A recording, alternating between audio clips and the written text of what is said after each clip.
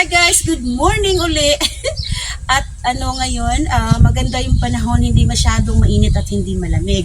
So anyway guys, 'di ba noon few weeks ago, 'di ba? Nung kinunan ko siya ng video is maliit pa. So ngayon guys, ayan na.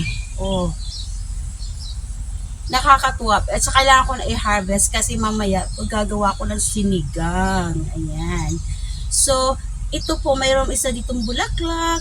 Hindi ko alam kung mag-ano pa yan. So, ito naman po yung, ay nako, ito yung aking talong. Ayun, nagbubulaklak na rin siya.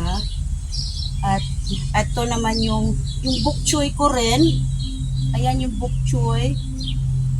I-harvest ko na rin. So, ayan, gusto ko lang i-flex sa inyo na kukunin ko na siya kasi magsisinigang na tayo mamayang gabi. So, ayan. Ayan, guys.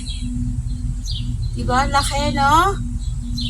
So, ewan ko kung magkakaroon pa tayo ng ano. So, yun lang. At, ito yung aking spinach is namulaklak na. Hindi ko kasi siya na-harvest. At, kukunin na natin itong bok choy. Bok choy ba tawag dito? So, ayan yung bok choy ko. Diba? O, bok choy. So, ayan yung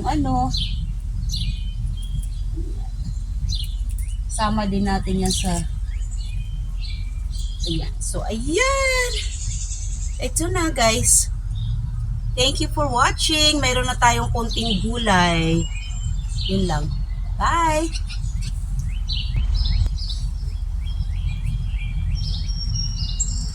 Ayan.